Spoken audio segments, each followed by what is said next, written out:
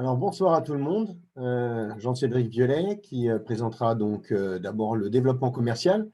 Ensuite, notre amie Sabine vous parlera du recrutement et tout ce qui est en connexion avec le RH.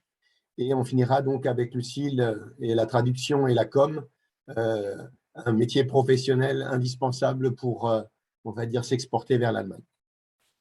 Donc, en quatrième, évidemment, si vous avez des questions, volontiers, on répondra donc à vos questions, soit directement sur le chat ou tout simplement en live. Voilà.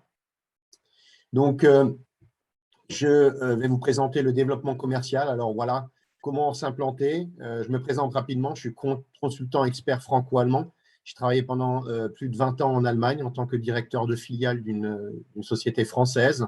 Et donc, je me suis mis à mon compte il y a à peu près 2 ans maintenant. Donc, je vais vous partager le pourquoi s'implanter en Allemagne. Alors, déjà, pour vous faire une petite image que vous reteniez un peu dans votre tête, c'est tout simplement, moi, je parle de la noix de coco. Lorsque j'ai débuté en Allemagne, ça a été assez difficile pour justement, en fait, si vous voulez, casser cette coque pour développer le business de la filiale. Et donc, c'est un peu cette image que j'ai en disant que c'est vrai que la coque est dure, mais ensuite, quand on a en fait percé la coque, on se rend compte qu'il y a plein de bonnes choses et il y a un marché très intéressant, je dirais pas juteux, mais très intéressant pour les sociétés. Donc, la noix de coco, c'est un petit peu, si vous voulez, l'image que j'en fais aujourd'hui suite à mon expérience.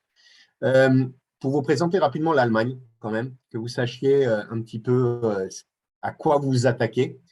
C'est la première puissance économique européenne, avec quand même, on va dire, 1000 milliards en PIB supérieur à la France. Donc, c'est énorme. C'est-à-dire que c'est vraiment le pays numéro 1 en Europe. Et si on devait prendre, par exemple, deux, on va dire, lenders qui sont très industrialisés, qui sont très forts. Si je prends le Nordrhein-Westfalen et la Bavière, ce seraient déjà les 6e et 7e PIB qu'on aurait en Europe. C'est pour vous donner un petit peu la puissance régionale également des régions en Allemagne. Alors ensuite, rapidement, un énorme potentiel. Ben oui, pourquoi? Parce que déjà, vous avez une population de 84 millions d'habitants. Vous avez un salaire moyen qui est environ de 42 400 euros bruts par an, ce qui donne un certain pouvoir d'achat.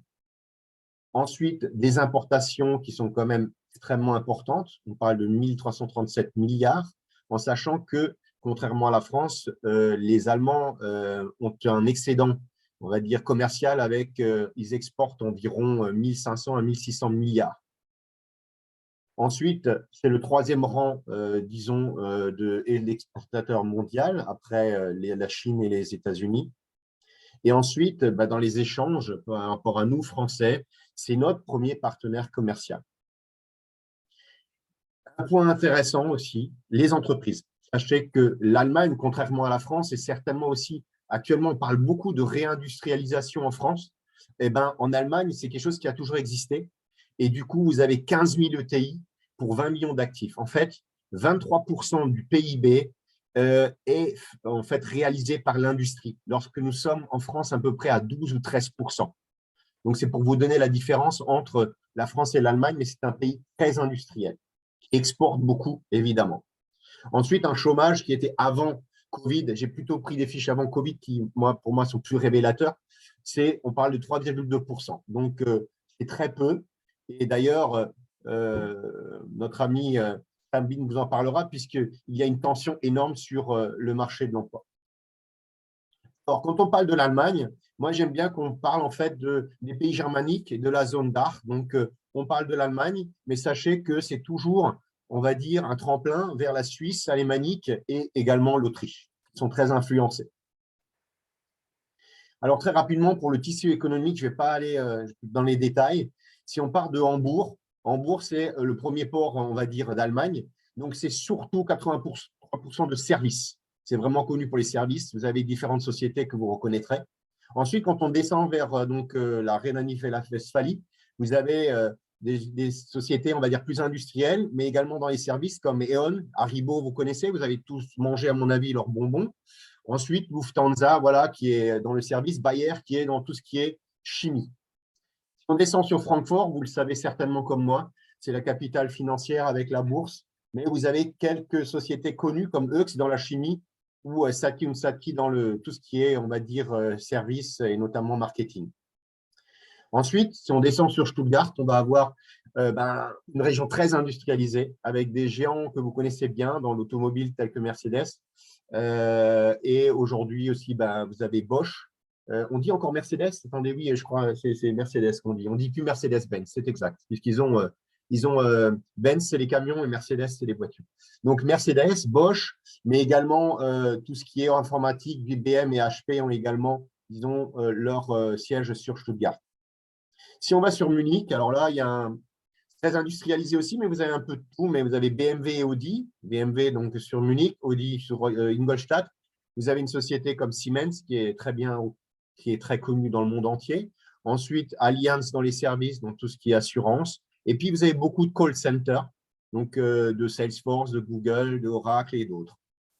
Et si on monte sur Berlin, c'est vraiment, je dirais, la ville des startups. Là, vous allez avoir beaucoup de levées de fonds. Et du coup, sur Berlin, beaucoup de startups, de jeunes qui vont aussi travailler là-bas. Il faut savoir que le salaire moyen le moins élevé aujourd'hui, c'est à Berlin. Donc, c'est une ville qui n'est pas trop chère, contrairement à Paris, qui attire beaucoup de jeunes, où les salaires sont un petit peu moins élevés que dans d'autres parties de l'Allemagne. Alors, comment s'y implanter? Le premier point, ça serait surtout pour moi la vision stratégique de croissance en vous parlant des leviers de développement. Et le premier levier de développement quand on est entrepreneur, c'est quoi? C'est la croissance organique, c'est-à-dire tout simplement une croissance interne. Donc, on pense à se développer en Allemagne avec ses propres moyens, avec ses propres investissements. Il y a un deuxième moyen qui est utilisé de plus en plus parce que le marché allemand, c'est une noix de coco et ce n'est pas facile de la percer. Il y a des gens, ils se disent, plutôt que de commencer par une croissance organique qui va durer longtemps, je rachète une société, il y a une opportunité qui est là et du coup, j'achète également, si vous voulez, un portefeuille client. Troisième possibilité, c'est de créer un partenariat commercial ou industriel avec même un transfert des technologies. Partenariat, ça veut dire, par exemple, on transfère sa technologie, mais on peut, par exemple, importer la technologie de son partenaire et la vendre dans son pays, par exemple. Voilà, il y a différents moyens de travailler. Ça peut être aussi commercial, de la même façon, avec des produits qui peuvent être, on va dire, synergie ou complémentaires qu'on peut très bien utiliser tout simplement en vendant en France et l'autre en vendant en Allemagne. Donc ça, c'est des partenaires intelligents, j'appelle ça, qui me paraissent tout à fait, on va dire, pertinents. Et ensuite, évidemment, en tant qu'entrepreneur, on peut se faire racheter par un groupe, ça arrive, et du coup, le rachat par un groupe, que ce soit un groupe allemand ou un groupe français, mais dans un groupe allemand, dans ce cas-là, ça peut être aussi une opportunité pour se développer davantage. Voilà. Donc ça, c'est disons, les 4 leviers que je vous suggère. Ensuite, quand on va en Allemagne, je pense qu'il y a des objectifs directeurs. Et les 4 objectifs directeurs que je vous propose, c'est d'abord mieux comprendre l'écosystème du marché allemand. C'est fondamental, c'est faire l'analyse, vraiment l'analyse du marché avec tout ce que ça comporte. Ensuite, c'est également identifier les enjeux et les conséquences sur l'offre. Ça veut dire tout simplement, si vous allez en Allemagne, on est bien d'accord, il est possible que vous, en interne, vous devez modifier vos produits, vous devez modifier vos process, vous devez adapter en fait vos produits aux besoins des Allemands. Donc ça, c'est important de le considérer quand on aborde le marché. Et la deuxième chose, c'est l'organisation de l'entreprise. Sachez que, évidemment, votre back-office devra pouvoir parler l'allemand. Donc, important également de penser tout simplement à avoir en interne des gens qui sont capables de répondre aux mails et aux besoins des clients. Ensuite, dans chaque pays, il y a des spécificités et donc, l'objectif, c'est de définir la stratégie commerciale pays que vous allez mettre en place. Et pour terminer, c'est mettre en place un plan d'action à court et à moyen terme. Alors, sachez que l'Allemagne, je vais plutôt vous parler de moyen terme, voire de long terme, en ce qui me concerne. Voilà, donc ça va plutôt être sur le moyen terme et le long terme. Ensuite, dans l'analyse stratégique, qui est le point numéro 2, on va parler des fondations du projet. Les fondations du projet, alors c'est comme ce petit monsieur que vous voyez là avec sa boussole. C'est vraiment important de savoir où on va. Et il y a une chose importante pour moi, c'est de benchmarker avec extrême précision. Les Allemands sont précis, mais quand on fait du marketing, il faut faire du marketing de façon précise. Ça veut dire quoi? Ça veut dire tout simplement déjà analyser et comparer la concurrence. Ça veut dire tout simplement tenir compte de l'environnement, tenir compte de la demande, de l'offre, donc de vos concurrents, et des schémas qui existent, des canaux, des schémas d'achat et de distribution. Comment ça fonctionne? Donc ça, c'est fondamental. Ensuite, pour vous, entrepreneurs, c'est d'identifier et de signifier quelle est votre plus-value. Je pense qu'une entreprise qui ne sait pas se différencier sur un marché aura beaucoup de mal à casser la coquille ou à casser tout simplement, je dirais, cette noix de coco, ça sera difficile de la percer. Donc, il est important de penser à sa différenciation. Qu'est-ce que j'apporte? Qu'est-ce que j'ai en plus? Qu'est-ce que j'ai comme technologie ou qu'est-ce que j'ai comme, on va dire, prestation de service qui apporte un plus par rapport à ce qui existe sur le marché? Ensuite, créez votre espace stratégique. Moi, par exemple, quand j'accompagne les entrepreneurs, qu'est-ce que je leur propose? C'est peut-être de prévoir 2 scénarios parce qu'on ne sait jamais ce qui peut se passer. Et du coup, avoir un scénario A, un scénario B et voir en fonction de ce qui bouge et surtout actuellement avec le corona et même le marché, il bouge beaucoup, et ben, c'est tout simplement de pouvoir avoir la possibilité, on va dire, d'être souple dans sa manière d'aborder le marché, que ce soit dans la segmentation, dans le ciblage et le positionnement. Ensuite, un point qui n'est certainement pas le dernier parce que c'est le moins important, c'est mettre en confiance vos clients. Et ça, les Allemands, vous verrez que ça prend du temps. Donc, c'est le proof of concept. Ça veut dire, quand vous avez une solution, n'y allez pas quand votre solution n'est pas, on va dire, mature. Allez-y quand votre produit, il est déjà testé en France, il fonctionne, et ensuite, vous allez en Allemagne. Sinon, vous allez vous prendre des bâches, je vous dis des bâches, je ne sais pas comment vous utilisez, mais tout simplement, ça va être compliqué. Et du coup, pour revenir chez un client, ça va être très difficile. Donc, soyez sûr que votre produit fonctionne très bien et qu'il est fait, en fait, c'est déjà ses classes en France ou dans un autre pays. Ensuite, important, dans la fondation, c'est également préparez-vous en professionnel du métier. Quand je dis ça, c'est tout simplement de vous informer. C'est vraiment, pour moi, en tant qu'entrepreneur, je pense important que le directeur commercial ou le directeur export soit acteur de son projet en Allemagne. Ça veut dire tout simplement aller sur le terrain. Soyez curieux. Allez voir dans les salons professionnels. Allez voir les acteurs, même vos concurrents peut-être. Les Allemands sont prêts à discuter. Ce ne sont pas des gens qui sont fermés. Donc, pourquoi pas aller voir vos concurrents? Pourquoi pas aller voir des partenaires, des potentiels clients pour comprendre ce dont ils ont besoin? Donc, vraiment aller sur le terrain, c'est un conseil. L'opérationnel est indispensable pour la réussite de votre projet.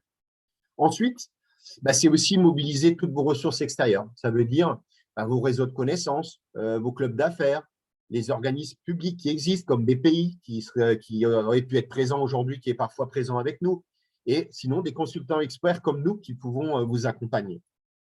Ensuite, c'est aussi utiliser tous les outils à votre disposition. Aujourd'hui, il y en a plein. Avec le digital, il y a beaucoup de choses qui se développent. Et donc, il y a les réseaux sociaux comme LinkedIn, comme Xing en Allemagne, mais LinkedIn aussi. Vous avez le web, vous avez les fédérations professionnelles, vous avez des organismes spécialisés. Il faut savoir que l'Allemagne est un pays très organisé et du coup, il y a beaucoup d'informations déjà en digital pour, on va dire, faire de la prospection. Je vais vous donner, par exemple, quelques exemples de prospection ciblée pour gagner en efficacité. Vous avez, par exemple, vers Liefertwas, vous avez pratiquement 600 000 fournisseurs que vous avez directement la possibilité avec un filtre de sélectionner. Vous avez les Verbände, ça c'est super intéressant, qui sont spécialisés en fonction de leur métier, en fonction de leur activité. Donc, c'est les fédérations professionnelles. Donc, ça, c'est super intéressant. Ça vous fait gagner beaucoup de temps. Vous avez les catalogues de salons, le AOMA, donc vous pouvez aller voir directement sur ce site. Vous avez le réseau social Xing. Personnellement, c'est un réseau qui est intéressant, mais je suis convaincu que LinkedIn prendra le dessus au fur et à mesure et je m'en rends compte moi-même dans mon activité. Je suis sur Xing, je suis sur LinkedIn, mais je vois de plus en plus on va dire, de clients également de gens qui travaillent dans le bâtiment, ça peut être des couvreurs, des bardeurs ou autres, qui sont de plus en plus sur LinkedIn et qui font même, on va dire, des reportages sur des chantiers, des reportages aussi vidéo. Donc voilà, ça se démocratise beaucoup. Et ensuite, pour terminer, c'est le Shubber. Donc ça, c'est 5 millions d'adresses en B2B. Donc ça, c'est des choses qu'on achète. Hein. C'est des adresses pour tout ce qui est emailing. Bon, on va passer au point 3. Le point 3, c'est quoi? C'est les outils. Comment aller en Allemagne? Donc, la première chose qu'il est nécessaire de faire, c'est adapter son offre produit. On ne peut pas aller en Allemagne avec son produit comme on l'a en France. D'abord, il faut penser à l'adapter. Ça veut dire quoi? On adapte son offre. Dans certains domaines d'activité, on va avoir des barrières réglementaires. Donc, il est indispensable de passer des tests du TÜV, de passer des tests au DIVT, dans différents organismes pour avoir déjà la possibilité de vendre vos produits. Donc, ça, c'est déjà une barrière énorme. Ça prend beaucoup de temps et ça coûte beaucoup d'argent. Ensuite, vous avez la concurrence. Donc, quelles sont les pratiques commerciales? Quels sont les argumentaires à mettre en place? Quelle est ma politique de prix? Est-ce que j'ai un service après-vente? Est-ce que mon service après-vente, je le mets directement en Allemagne? Les modalités de paiement, un thème très important. Par exemple, moi, quand j'étais actif, on allait jusqu'à 4% de remise et vous pouviez en fait retirer directement l'argent sur les comptes des clients. Donc, on va jusque-là, ce qu'on ne verrait pas en France, mais on demande 4%. 4%, c'est beaucoup d'argent, mais ça se fait. Donc, à partir du moment où vous voulez gagner un client, c'est à vous de vous adapter. Vous pouvez rarement refuser lorsqu'il vous le demande. Ça dépend. Mais ça peut être une raison de ne pas faire des affaires avec un client. Et surtout dans les end-users, je dirais. Ensuite, qu'est-ce qu'il y a? C'est le besoin et les attentes des clients. Ça veut dire quoi? Ça veut dire encore une fois que votre produit, peut-être le packaging, parce que il ne sera pas recyclable. Et en Allemagne, on vous demande quelque chose qui sera peut-être plus dans l'air du temps et tout simplement de recycler. Ça peut être la façon dont vous faites les couleurs. Voilà, ça peut être plein de choses, des outils de communication. Ça peut être le service. Donc, il faut penser à tout et adapter en fonction des clients. Ça ne veut pas dire qu'il faut tout changer. Non, ça veut dire tout simplement, c'est s'informer pour savoir ce qu'il y a à changer et n'est pas à changer. Voilà. Et comme dernier point, c'est encore adopter sa stratégie. Quand on parle de développement commercial, vous allez peut-être vendre à travers des distributeurs en France. Peut-être qu'en Allemagne, vous allez avoir une autre stratégie parce que, par exemple, les prix sont, on va dire, trop bas. Donc, du coup, vous n'avez pas réussi à vous positionner. Et vous allez peut-être aller direct en B2B, mais avec l'utilisateur final. Il y a différentes, je dirais, différentes variantes, possibilités. Ce n'est pas parce que vous avez un schéma en France que vous allez faire le même schéma en Allemagne. C'est préférable peut-être pour vous, mais d'un autre côté, c'est en fonction des aléas du marché. Alors, dans les outils, une chose que moi j'aime beaucoup, et je pense que pendant mes 20 ans d'expérience, je peux vous en parler, c'est vraiment d'adapter sa manière de faire des affaires. Ça veut dire quoi? Ça veut dire il y a le savoir-faire, on est d'accord, ça c'est certain. Votre savoir-faire, vous pouvez le vendre, vous pouvez argumenter. Par contre, le savoir-être, c'est quelque chose que quand on n'est pas confronté à des Allemands, il est bon d'apprendre ou de comprendre. Et je vais vous donner un exemple relativement simple, c'est-à-dire que quand on parle de critères de choix, qu'on va chez un partenaire commercial, chez un client en Allemagne, on va avoir un schéma qui n'est pas le même que le nôtre, nous, Français. D'abord, un Allemand va attacher de l'importance à quoi? À la présentation des produits et de votre service. Ensuite, il va attacher de l'importance à votre expérience, votre savoir-faire et la qualité de vos produits ou de votre prestation. Et enfin, par rapport au contact, à la personne, à la confiance que vous allez dégager, il va en fait faire affaire avec vous. Si je vous parle de ça, c'est parce qu'en France, ça fonctionne différemment. Eh bien, souvent, quand on va chez un client, qu'est-ce qu'on fait? D'abord, à quoi on attache de l'importance? Ça va être plus au contact personnel et on va gagner la confiance tout simplement grâce au contact personnel parce qu'on va paraître sympathique. Ensuite, évidemment, on va parler de l'expérience, du savoir-faire, de la qualité des produits. Pour finir, on va plus parler de comment vous allez présenter les produits et les services. Donc, je ne dis pas que c'est une vérité vraie à 100%, mais il y a beaucoup de vrai dans ce que je vous dis et c'est pour ça que c'est important, tout simplement, d'adapter son savoir-faire, mais aussi son savoir-être. Je vais vous donner un autre exemple. C'est tout simplement, pour moi, quand on parle de savoir-être, d'abord, c'est quand on est commerçant ou quand on est dans le développement commercial. J'entends beaucoup dire que les commerciaux, c'est des gens, ils veulent vendre à tout prix. Ce sont des gens qui n'écoutent pas ou pas assez. Et ben, si vous allez à l'international et que vous avez une personne comme ça ne va pas le faire, c'est certain. Parce que pour réussir dans un pays comme l'Allemagne, d'abord, c'est l'écoute. C'est l'écoute des besoins et des attentes des clients. Ensuite, ce qui est important aussi, c'est vraiment d'interagir avec les Allemands. Les Allemands sont très techniques, beaucoup plus techniques que nous, Français. Ils posent beaucoup de questions et il faut que vous soyez préparés. Et donc, quand ils ont des problématiques qui sont propres à eux aussi, c'est leur proposer des solutions. Ça ne veut pas dire que vous devez proposer des solutions dans la minute. Si vous le faites, tant mieux, super, génial. Mais c'est de répondre à leurs solutions, à leurs problématiques, on va dire dans les 24 ou les 48 heures, pour qu'ils aient une réponse à leurs questions. Et c'est ce que je vous mets en alinéa 3, c'est réagissez vite, idéalement en 24 heures. Lorsque j'étais en Allemagne, on perdait des affaires parce qu'on ne réagissait pas dans les 24 heures. Nos clients qui étaient en fait plus dans le bâtiment, eh ben, ils achetaient chez le concurrent si vous ne répondez pas dans les 24 heures. Donc, ils sont quand même, c'est des gens pressés. Voilà, on va dire pressés. Ils ont l'habitude de travailler comme ça. Ensuite, encore une dernière chose, c'est quand vous allez voir un client, soignez les détails. Si vous avez un prototype, si vous avez une présentation, si vous avez des échantillons, venez avec, ils aiment beaucoup toucher. Ou si vous avez un concept ou une prestation, c'est pareil. Expliquez-leur et présentez ça de la meilleure manière qui soit. Ensuite, encore une fois, des clés entre savoir-faire et savoir-être, c'est tout simplement important de développer la relation de confiance. La relation de confiance en Allemagne, elle va se faire, je dirais, sur du concret. Donc, ça va se faire sur le temps, pas sur le court, mais vraiment sur le long. Donc, il est important de rester en communication et de toujours interagir. Ensuite, ce sont des gens qui sont plutôt directs, qui sont explicites et argumentés. Alors, quand je dis direct, c'est vrai. Parfois, nous, en tant que Français, on est plus dans l'émotion et du coup, on va se vexer. Mais un Allemand ne veut pas vous atteindre personnellement. C'est par rapport au produit, c'est par rapport à ce que vous lui proposez.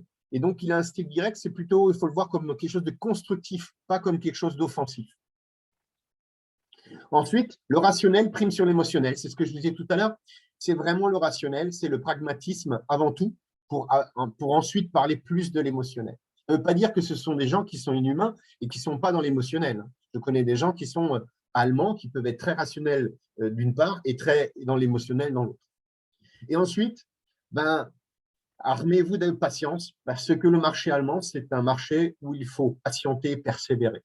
Donc, soyez endurants et prenez le temps. Alors, le savoir-faire made in Germany, c'est en fait, contrairement à nous, c'est Kleider machen Leute. C'est en fait l'habit fait le moine. C'est un peu ce que je vous ai expliqué tout à l'heure. C'est de vous dire que en fait, votre stratégie, par exemple, marketing, digital, site internet, réseaux sociaux et tout ça, il est important de le personnaliser et de le faire d'une manière très professionnelle. Il faut donner envie à vos clients allemands de travailler avec vous et d'être fiers de travailler avec vous. Donc, le inbound marketing est un point essentiel pour la réussite de votre projet. Ensuite, et on en reviendra avec Lucille qui vous en parlera, donc tous les supports, que ce soit la fiche produit, la fiche technique, le guide de montage, les catalogues, les tarifs, ça doit être fait en allemand, mais ça doit être de faire de manière professionnelle et parfois différente de celle que vous faites en France. Moi, j'étais dans du technique. Je peux vous assurer que les fiches techniques et les guides de montage n'étaient pas les mêmes qu'en France. Et c'est souvent le cas d'ailleurs. C'est souvent le cas. Ils vont plus dans le détail, donc ils ont besoin de plus de détails. Un Français va se débrouiller. Il est débrouillard, donc il va se démerder. Un Allemand, non, il a besoin d'avoir son truc pour le suivre.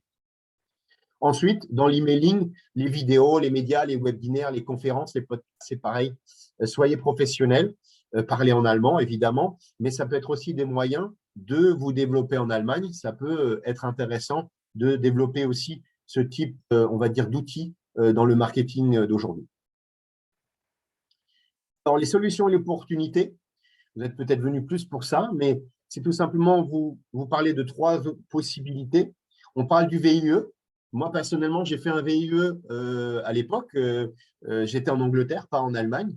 Et du coup, c'est une mission qui est intéressante. Je trouve que c'est une possibilité pour les entreprises. Moi, je dis minimum 1 an. Je dirais qu'il faudrait rester 1 an et demi, voire 2 ans dans le pays pour vraiment que le VIE, disons, développe votre activité et puisse être pertinent dans votre domaine. Donc, c'est plutôt en début de projet et c'est quand vous êtes en phase analytique où vous avez besoin d'informations justement sur le marché, c'est intéressant de lancer un VIE. Ensuite, c'est aussi quand vous hésitez encore à créer une structure en Allemagne et du coup, là, ça va vous conforter dans votre vision vers le marché allemand.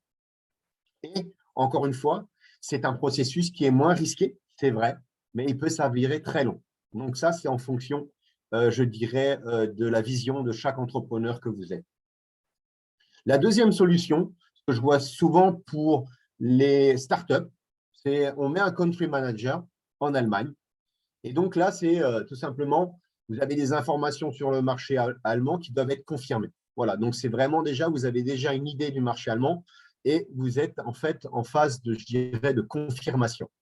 Ensuite, votre salarié il est opérationnel sur le terrain, déjà, on va dire, pour convaincre des partenaires, pour faire de la prospection, et donc il faut lui donner les outils. Donc les outils sont déjà à disposition.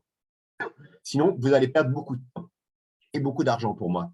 Ensuite, vous hésitez encore à créer une structure en Allemagne, oui, ça peut être de nouveau une solution avant de créer une filiale ou avant de créer une structure. Et pour terminer, le processus il est tout simplement, je dirais, moyennement risqué, mais il peut en fait aussi ne pas s'avérer suffisant pour concrétiser, on va dire, des affaires récurrentes. Donc, c'est la raison pour laquelle la troisième solution que je vous propose, c'est tout simplement la création d'une filiale. La création d'une filiale, ça veut dire, on investit dans une structure avec tout ce que ça comporte, du personnel, mais également, il faut savoir que l'avantage de créer une filiale, c'est que déjà, vous avez des Allemands, ils aiment bien travailler avec des Allemands. Et du coup, le fait d'avoir une GmbH, par exemple, ça leur donne confiance. Et du coup, ils vont plus facilement travailler avec vous en tant que fournisseur dans leur relation, on va dire, client-fournisseur. Alors, dans certains métiers, c'est vrai, s'il n'y a pas de filiale, il n'y a pas de business. Ça existe. Et des Allemands ne travailleront pas tant que vous n'avez pas créé votre filiale. Il faut aussi que vous, en tant qu'entrepreneur, vous soyez prêt à investir pour développer le business en Allemagne. Donc, est-ce que vous avez les moyens? Est-ce que vous avez les fonds? Est-ce que vous êtes une PME, PMI qui est en fait saine et qui a les moyens de, on va dire, investir sur ce marché? Et ensuite, évidemment, le processus est plus risqué, même si une GmbH, elle est complètement indépendante. Donc, je dirais que si il y a des pertes qui se font en Allemagne, ça ne se répercute pas sur la maison mère. Donc, disons que le risque existe, il est plus risqué. Pourquoi? Parce qu'on va mettre 25 000 € dans la filiale. Voilà, ce sera peut-être les 25 000 €. Mais bon, je dirais que quand on est une PME, PMI, on ne se pose pas trop la question. Voilà, donc je pense que le processus est moyennement risqué. Rapidement, les solutions et les opportunités. Donc, évidemment, je dirais que ce qui est intéressant, c'est quand même d'être accompagné par des professionnels et des experts du marché allemand. Pourquoi? Je prêche pour ma paroisse, mais c'est juste tout simplement parce que ça me paraît aussi quelque chose de tout à fait sensé, pragmatique, logique. Vous gagnez du temps et vous diminuez le risque d'échec. Vous adaptez votre budget en fonction de vos besoins. Vous travaillez aussi avec un expert en support. Ça peut être, par exemple, vous avez un VIE, vous avez un country manager, mais vous pouvez, par exemple, prendre quelqu'un en mentoring qui va en fait vous aider encore à, on va dire, affiner votre expertise. Donc, ça peut être un apport supplémentaire par rapport à votre, disons, envie ou votre projet d'exporter vers l'Allemagne. Donc, on va sécuriser le processus et on va le professionnaliser, accélérer. Ensuite, vous pouvez aussi profiter d'un large réseau de professionnels, c'est-à-dire tout simplement profiter des différentes expertises qu'on propose chez ABE, mais tout simplement dans le développement commercial, ça va accélérer le processus parce que, par exemple, on a des réseaux qui sont assez importants et du coup, tout de suite aller plus vite à l'essentiel avec des potentiels clients qui vont prendre rendez-vous, avec lesquels vous allez pouvoir très rapidement rentrer on va dire, en prospection et qui en mieux peut-être même faire des affaires. Ensuite, le risque, il est limité pour un engagement souple et sur mesure. Ça veut dire tout simplement, quand vous avez besoin d'experts, vous l'appelez. Quand vous n'avez plus besoin, vous n'avez plus besoin. Voilà, tout simplement. Donc, c'est relativement souple. Alors, les risques et pièges à éviter, faites attention, hein, c'est un piège. Donc, l'état d'esprit. Pour moi, c'est essentiel. C'est le mindset. Le mindset de l'entrepreneur, c'est quoi? Eh bien, c'est tout sauf l'excès de confiance. Il y a des gens qui vont en Allemagne qui pensent qu'ils vont tout réussir. Non, ce n'est pas comme ça que ça fonctionne. L'excès de confiance, ça serait, à mon avis, plutôt un frein à la réussite du projet.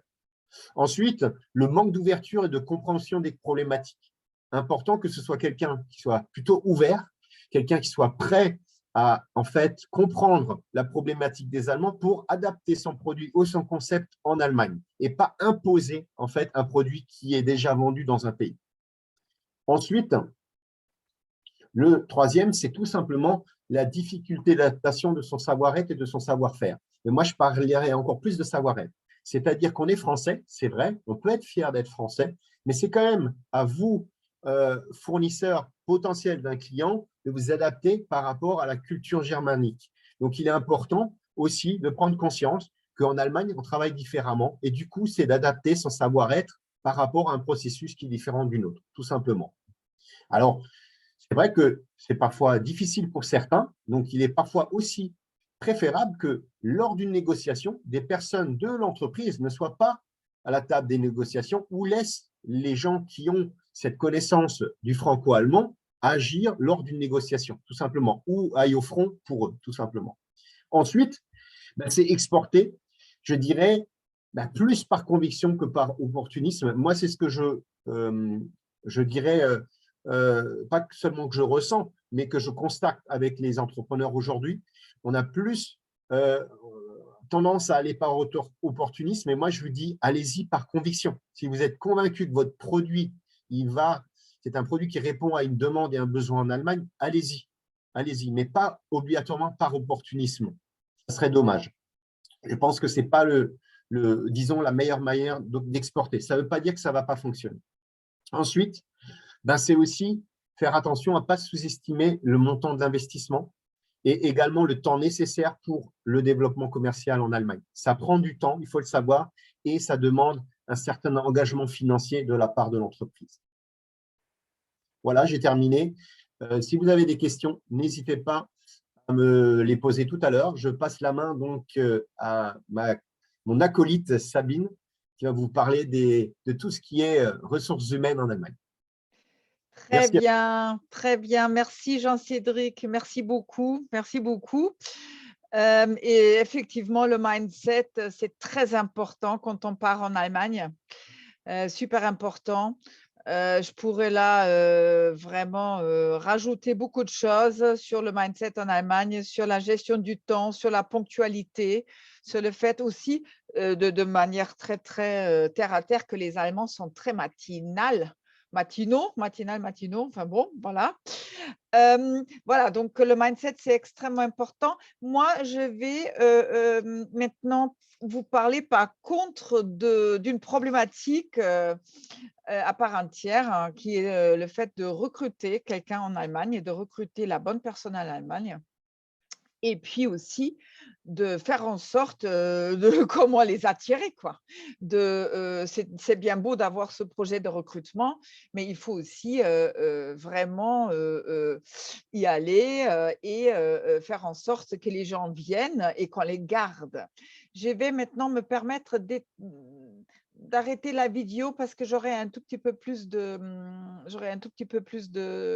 bande passante.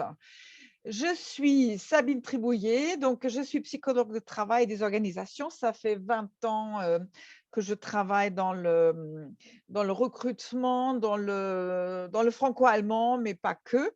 Voilà.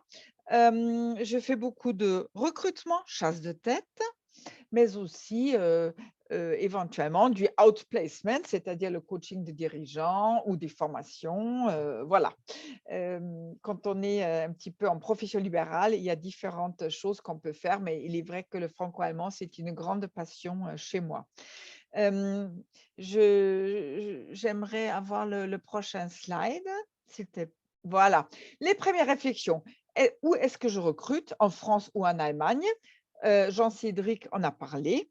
On peut tout à fait recruter un VIE, un volontariat international en entreprise en France, mais on peut aussi envoyer la personne en Allemagne. Voilà, tout dépend de votre business, de votre stratégie et la maturité du projet. Voilà. Hein. Mais là, je vais me focaliser sur le fait qu'on va recruter en Allemagne.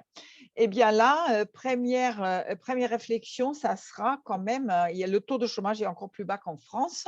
Les chiffres sont divergentes d'une année à l'autre, mais globalement, c'est un marché de travail sous tension. C'est très difficile de trouver des main-d'œuvre qualifiées. C'est très difficile de trouver des techniciens et ingénieurs qualifiés. Et c'est en fait vrai et valable pour tous les emplois qualifiés. L'Allemagne a commencé à vraiment embaucher beaucoup d'ingénieurs, beaucoup de techniciens qui viennent de la Roumanie, de la Bulgarie, de la Biélorusse, voilà, parce que voilà, parce qu'il y a pénurie et il y a grande pénurie. OK, on va avancer. Voilà. Donc, moi, je veux recruter en Allemagne. Je recrute.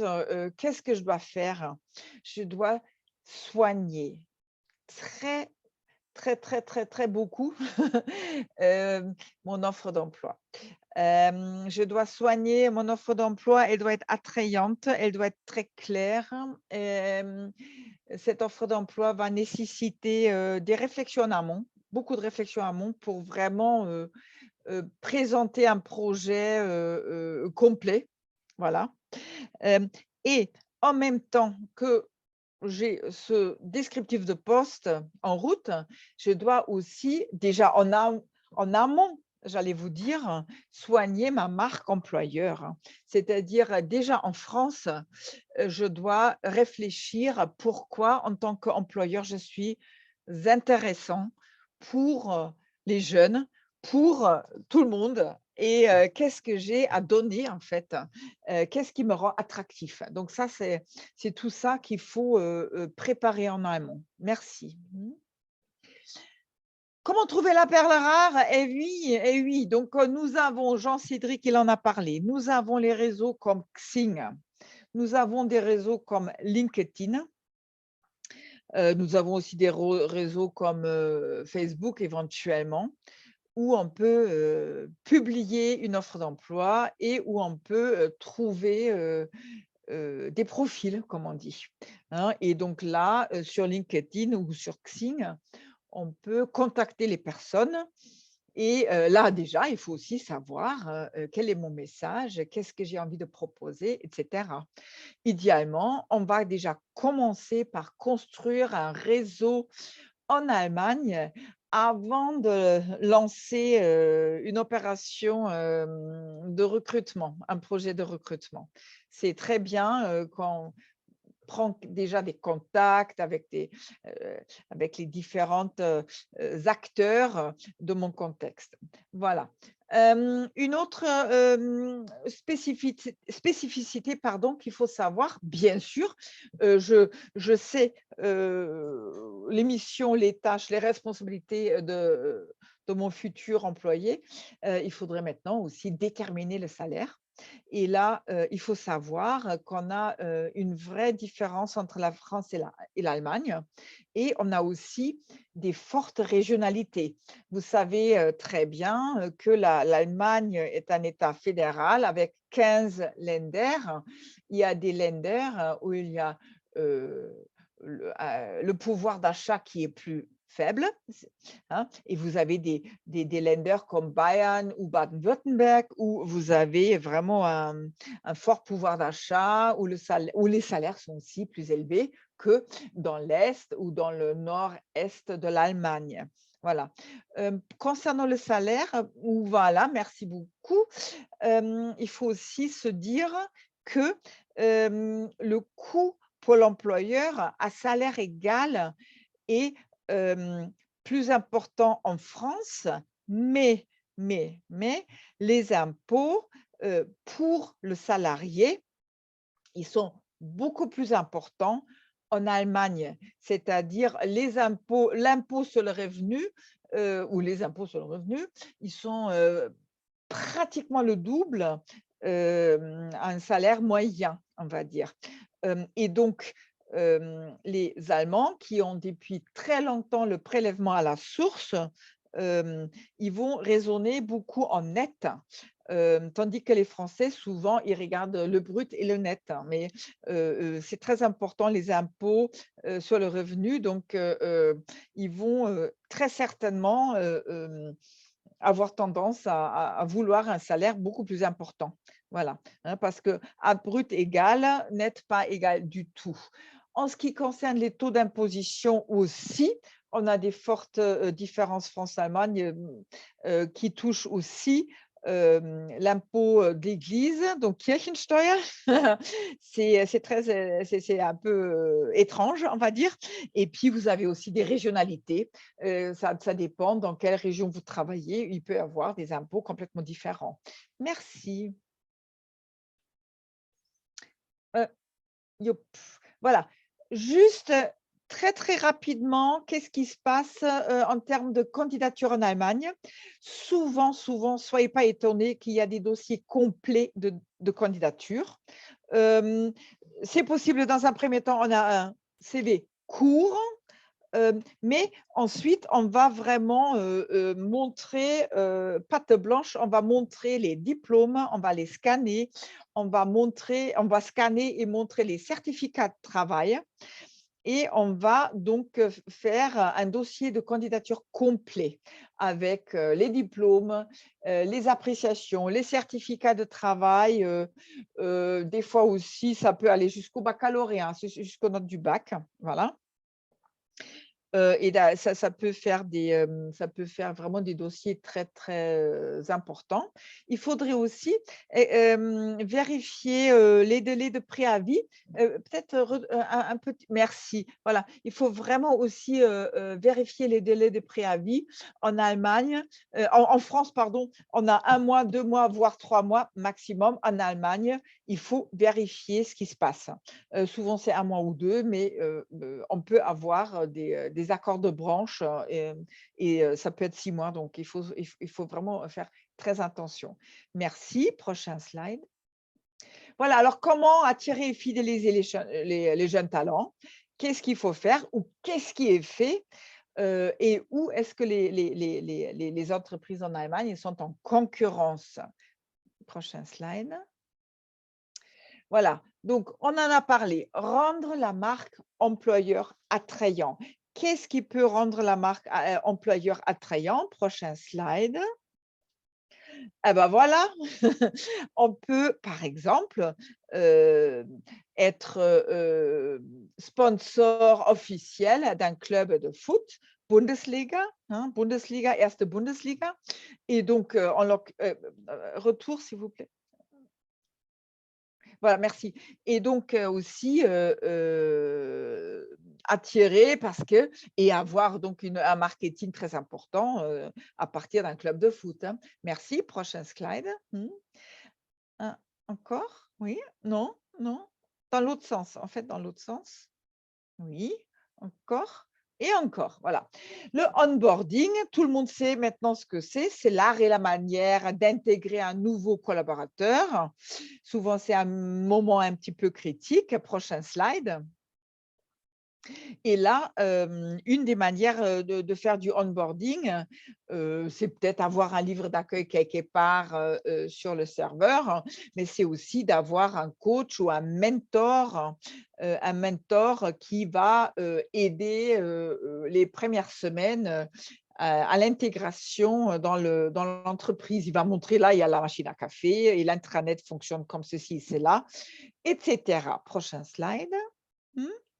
Les programmes de fidélisation, ils servent donc à fidéliser mon collaborateur et à installer une bonne communication.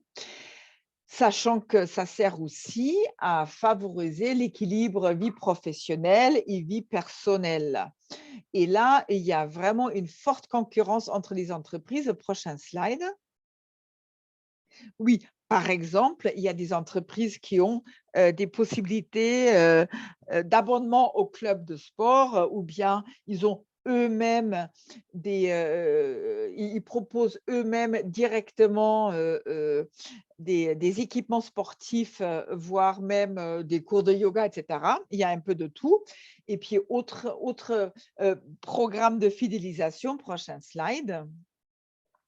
Oui, il y a vraiment en Allemagne, dans les entreprises, on s'est gardé un fort sens de la fête. C'est-à-dire, il y a quand même vraiment des after work parties, pour, tout le monde, où toute l'entreprise se voit, où on va parler des incentives, on va parler des challenges, commerciales, on va peut-être aussi nommer, qui était le premier dans les ventes. Voilà. Donc tout ça, c'est des possibilités de fidélisation. Autre chose pour les jeunes talents, ce que je préconise, c'est un parcours trainee, c'est-à-dire c'est un parcours qui peut être combiné avec un VIE d'ailleurs. C'est un parcours de 12-16 mois avec, la découverte des différentes missions. Donc, là, je vous ai juste mis un tout petit prochain slide, je vous ai juste mis un petit, une petite idée. Donc, par exemple, on peut d'abord faire 2 mois d'orientation. Ensuite, on peut faire 4 mois dans les sales, enfin, pardon, 4 mois dans les ventes. Ensuite, on peut aller dans différents services très spécifiques dans le marketing, dans la supply chain ou dans la qualité. Voilà, donc ça peut être 3 mois aussi et ensuite on va travailler dans un projet du groupe. On peut par exemple pendant 5 mois et là, après 14 mois, mon jeune diplômé, il connaît, son entreprise. Bien sûr, dans un grand groupe, c'est beaucoup plus facile, de faire ceci, mais même si vous embauchez quelqu'un pour l'Allemagne et vous avez une toute petite, structure, vous pouvez tout à fait aussi dire: «Il faut qu'il voie mon usine, il faut qu'il voie mes commerciaux en France» et cetera et vous formalisez ceci. Prochain slide. Voilà. Ensuite, très important en Allemagne, tout le monde s'y est mis, c'est le concept du New Work. New Work, vous allez avoir des exemples vraiment très, très chouettes sur YouTube. Ça touche donc des nouvelles pratiques et organisation du travail. Ça peut toucher un mode de travail hybride, moitié télétravail, donc à la maison, moitié en entreprise. Ça va toucher l'organisation, d'un groupe de travail, en autonomie.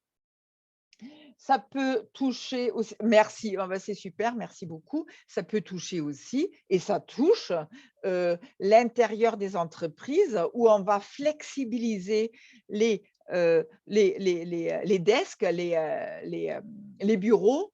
On va flexibiliser, l'utilisation des espaces de travail. Il va y avoir des coins café, il y a après, il y a des box pour faire une réunion, vraiment très cosy, très projet. Il peut y avoir des espaces de détente.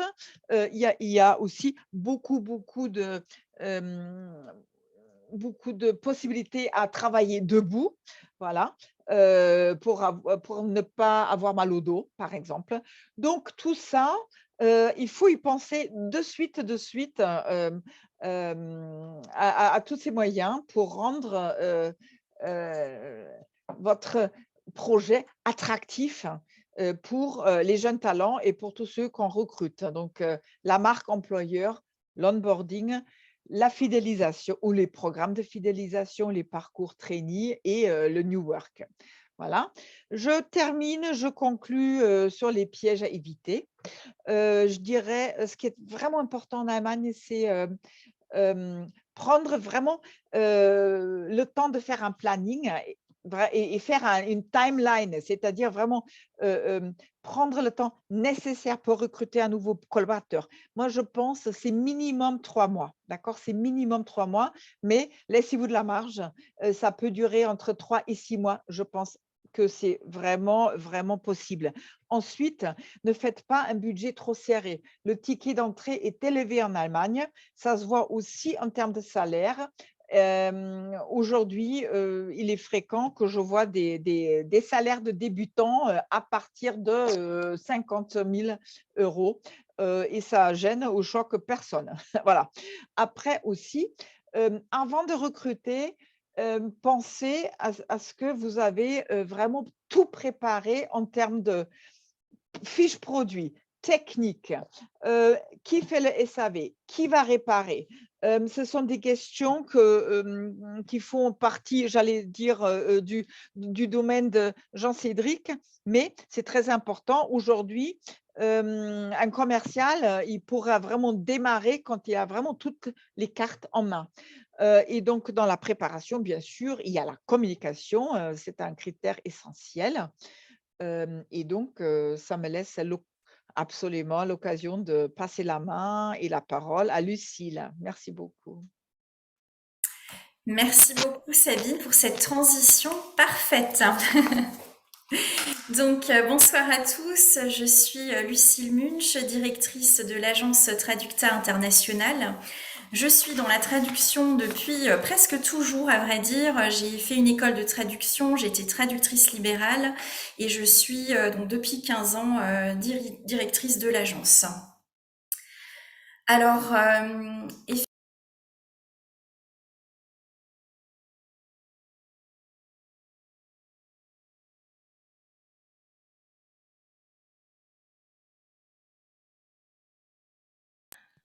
Lucille, tu as coupé ton son. je viens de voir, ouais. Donc bonsoir à tous, Lucille, Société Traducta Internationale. Donc je suis dans la traduction depuis toujours, à vrai dire, puisque j'ai fait une école de traduction. J'étais traductrice indépendante avant de prendre la direction de l'agence Traducta, que j'occupe depuis 15 ans maintenant. Et je suis vraiment ravie de la place qui m'est laissée ce soir pour porter ce sujet en avant, puisque c'est un sujet qui est bien souvent négligé, jugé trop cher pour les uns, pas indispensable pour les autres. Et néanmoins, lorsqu'il est bien cadré, ça peut être, et c'est sans aucun doute, un réel levier pour le développement.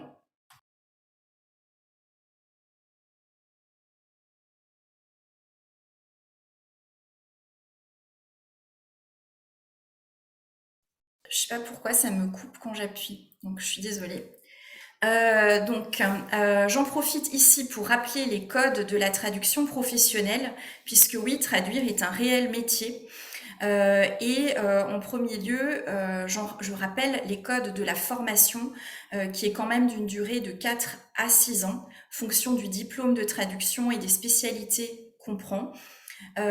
Également que l'on ne traduit toujours que vers sa langue maternelle, très important également, dès lors que il n'y a que très peu de profils qui sont vraiment à l'aise pour traduire dans les deux sens, parce que même en étant bilingue, on aura toujours une langue dans laquelle on aura plus de sensibilité.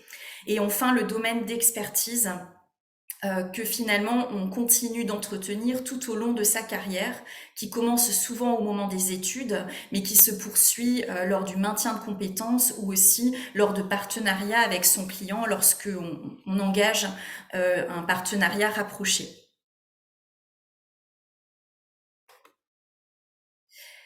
Donc effectivement, traduction de manière générale, on y entend un petit peu tout et n'importe quoi.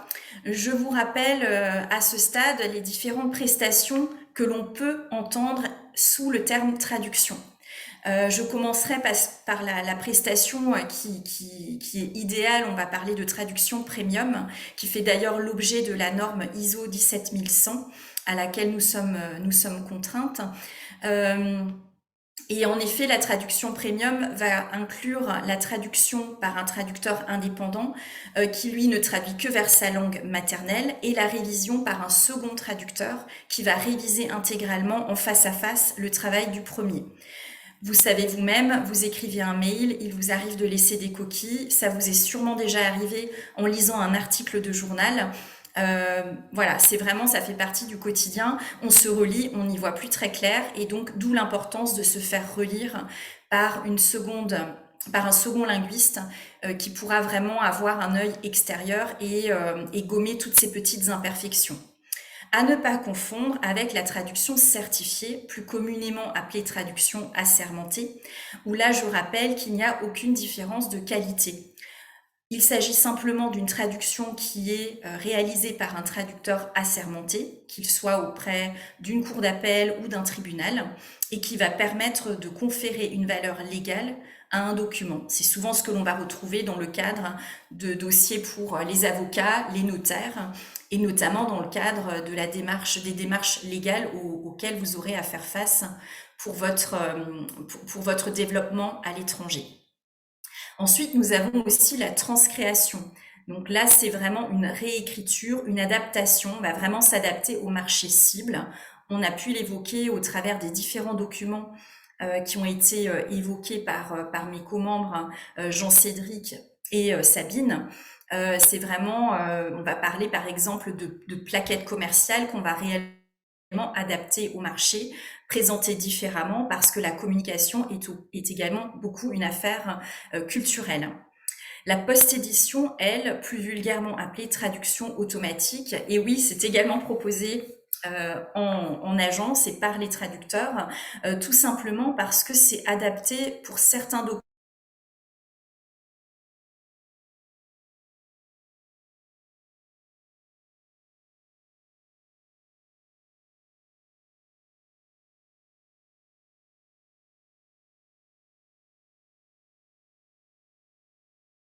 mais s'assurera qu'il n'y ait pas de contresens et améliorera certaines tournures néanmoins.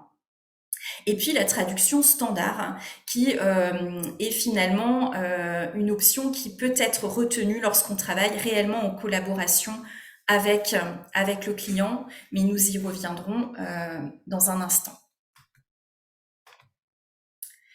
Alors effectivement, le cauchemar pour nous traducteurs, c'est lorsque la traduction est considérée comme un vulgaire achat, comme le seraient les fournitures de bureau.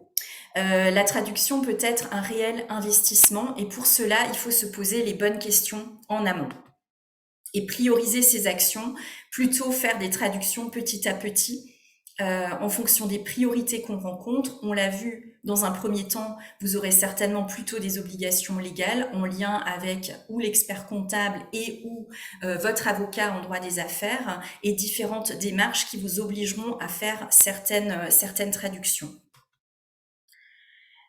La solution, c'est donc de se faire accompagner pour y voir plus clair, voir quels documents doivent être traduits et surtout quelle est la prestation la plus adaptée. Et donc d'envisager un réel partenariat avec son prestataire de traduction pour vraiment construire de réels supports que vous pourrez réutiliser dans le temps. Alors l'avantage d'un tel partenariat, donc à 360 degrés, c'est qu'il permet réellement aux traducteurs et aux prestataires de traduction de manière générale de bien connaître l'entreprise, de se familiariser au jargon, de se mettre aussi au fait des projets de l'entreprise, comprendre davantage quel marché est ciblé, est-ce qu'on est dans du B2B, est-ce qu'on est dans du B2C, etc. Mieux comprendre aussi les fournisseurs auxquels il a affaire. Ensuite, le prestataire de traduction va mettre en place des actions concrètes pour optimiser le jargon. On l'oublie souvent, le traducteur, certes, a une formation linguistique, il va faire des recherches assez poussées pour se familiariser au jargon de l'entreprise, mais le client le maîtrisera toujours mieux et c'est donc réellement là un partenariat main dans la main qui sera mis en place pour optimiser le jargon au fil des travaux.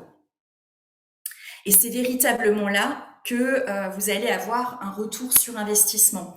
Pourquoi? Parce que les traductions au fil de l'eau seront de plus en plus qualitatives, il y aura de moins en moins de retouches à faire, et surtout, il y a aujourd'hui des outils qui sont dédiés à la traduction, et là, je ne pense pas du tout à la traduction automatique, mais des outils qui s'apparentent à des coquilles vides, où toutes les traductions sont consignées au fil des travaux et qui vous permettent d'y piocher au fur et à mesure des supports que vous aurez à traduire. Par exemple, un site internet sera réactualisé tous les 4-5 ans à peu près. Inutile à ce moment-là de reprendre tout le site tel qu'il a été traduit précédemment. Notre logiciel identifie quelles sont les parties qui sont nouvelles, quelles sont celles à retravailler, tout en gardant un jargon harmonieux. Et enfin, le format de fichier. Alors, dit comme ça, effectivement, ça paraît assez anodin, mais notre démarche va aussi là, dans le questionnement, nous pousser à voir avec les rédacteurs quel est le format peut-être idéal pour optimiser l'utilisation de ces fichiers par la suite. Dans le cadre de sites internet, on en parlait à l'instant, ça peut aussi être la possibilité de traduire directement en back-office. Il n'est pas rare dans ce cas-là de nous transmettre directement les liens pour se connecter au site back-office et faire directement les traductions en ligne de façon à ce qu'elles apparaissent en temps réel côté client. Alors la communication, on l'a vu, elle est un élément essentiel dans la démarche de développement. On va bien sûr y retrouver les supports commerciaux tels que les plaquettes, les flyers, les catalogues, qui restent quand même des éléments qui contribueront à la crédibilité de l'entreprise.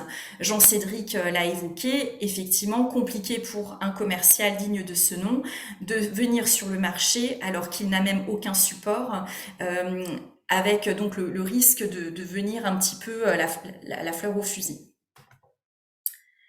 Mais il y a aussi toute la partie documentation interne. Et là, donc, petit clin d'œil à Sabine sur la partie RH. Effectivement, il s'agit aussi d'attirer de nouvelles ressources. Pour cela, on a parlé de l'onboarding. Dans ce cadre-là, il faut des fiches de poste, il faut une communication interne, peut-être plus valable pour des grands groupes. Néanmoins, indispensable pour que les salariés se sentent rassurés dans une organisation qui est quand même déjà structurée. Et enfin, donc la partie plus visible des sites internet, des réseaux sociaux, emailing, tout ce qui est incontournable finalement, qui participe à la visibilité, à l'image de marque de l'entreprise.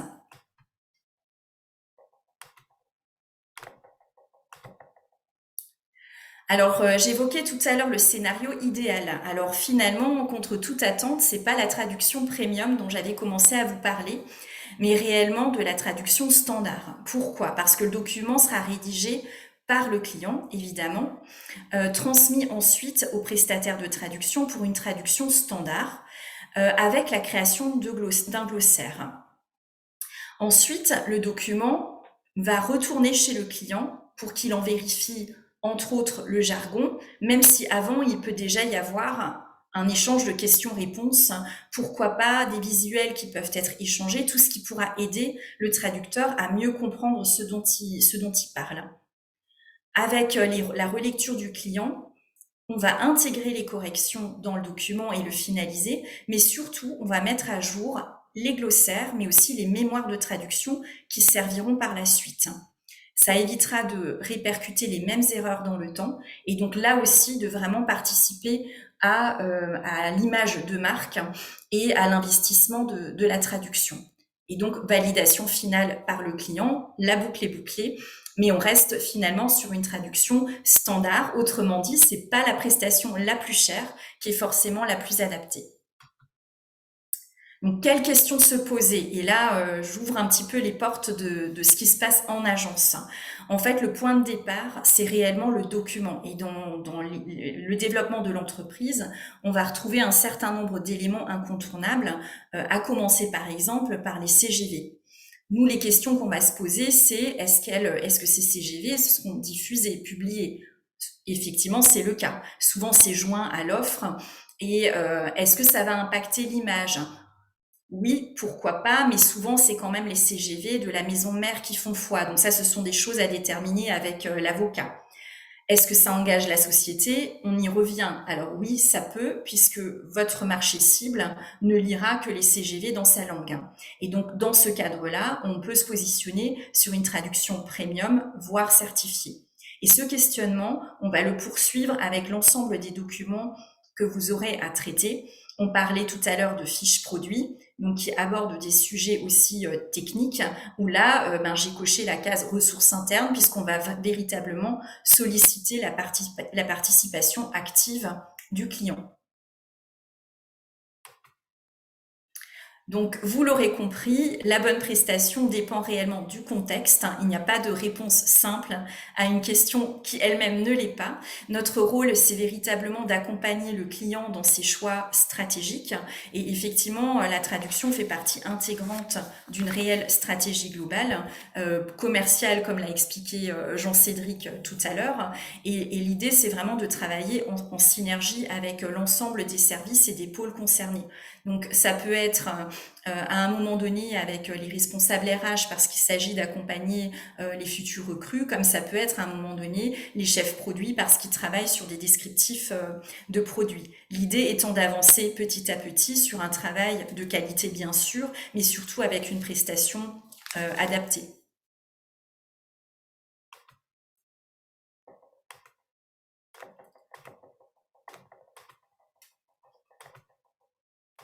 Donc, je vais clôturer sur les risques et pièges à éviter.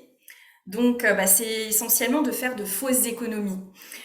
Souvent, on nous dit, quelqu'un a fait la traduction en interne. Donc, c'est tout simplement déjà de recruter peut-être quelqu'un de bilingue et de se dire que le commercial, à ses heures perdues, pourra bien faire l'une ou l'autre traduction ou encore avoir recours à un stagiaire ou un alternant pour les faire. Avec le risque bien sûr délétère que vous obtiendrez une traduction qui au final risque de desservir l'entreprise et de nuire à son image, sans compter que la personne qui aura été mise sur cette tâche-là et qui n'a pas forcément été recrutée pour cette dernière risque d'être frustrée et de se lasser de sa mission, qui n'est pas sa vocation première. Et puis évidemment, une perte de temps et de rentabilité, puisque faire traduire quelqu'un dont ce n'est pas le métier va y passer beaucoup de temps et l'entreprise perd évidemment en rentabilité, sans compter que l'entreprise n'a pas forcément tous les outils à disposition qu'on a évoqués, tels que le logiciel d'aide à la traduction, les glossaires, tous les petits automatismes qui pour nous font partie intégrante de notre mission.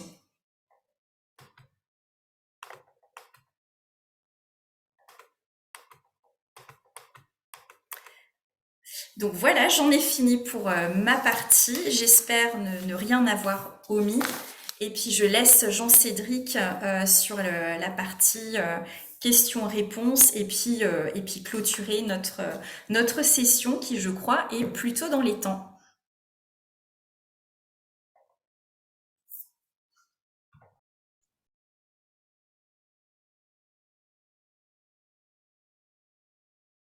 Oui, Nous avons perdu Jean-Cédric. Oui, j'allais dire, il y a le micro qui est coupé de Jean-Cédric. Oui. Ah oui. C'est qu'il est solidaire avec moi.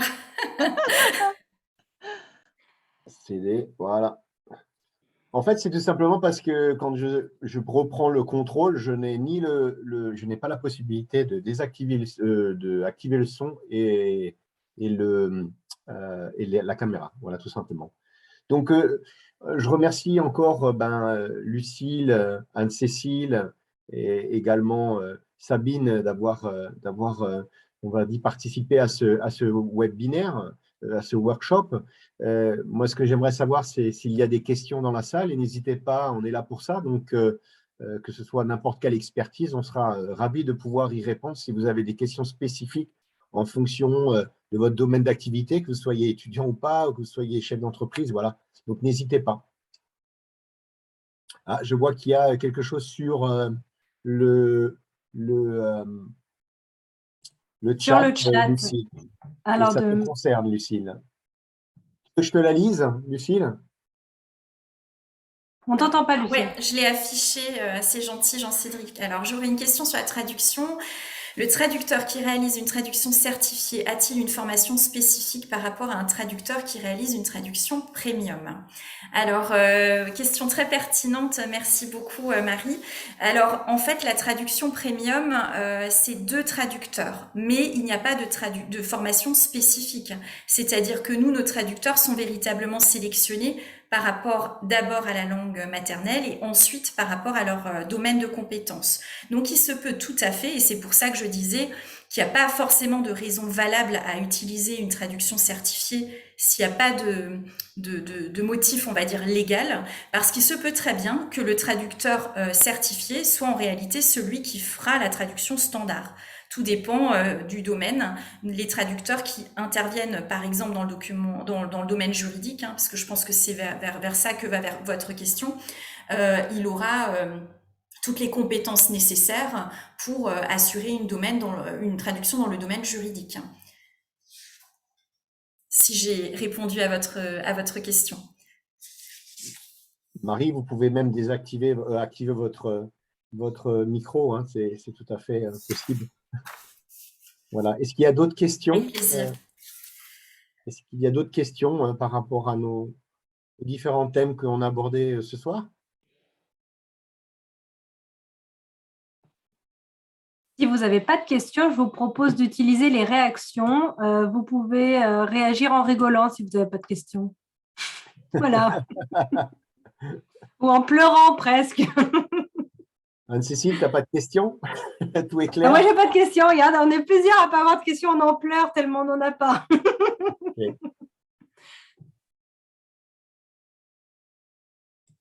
Donc, il y a des retours déjà très intéressants. Vous pouvez nous rejoindre en mars. Le 8 mars, je crois, nous avons notre prochain webinaire. Voilà. Alors, il y a le webinaire le 22 mars. Voilà, notre prochain webinaire le 22 mars. Ah, ça allait trop vite. Donc, qui aura lieu donc, le 22 mars à la même heure et qui parlera à la fois de toutes les questions fiscales, donc juridiques, et également tout ce qui est, on va dire, graphisme. Voilà. Donc, le 22 mars, donc à 18 h, il y aura un webinaire avec 3 intervenants de notre groupe ABE.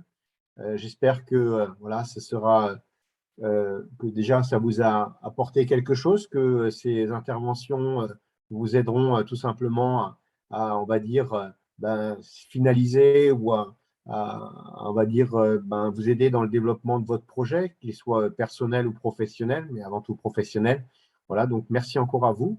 Et puis, je pense que toute l'équipe ABE vous souhaite encore une très bonne soirée et un très bon appétit.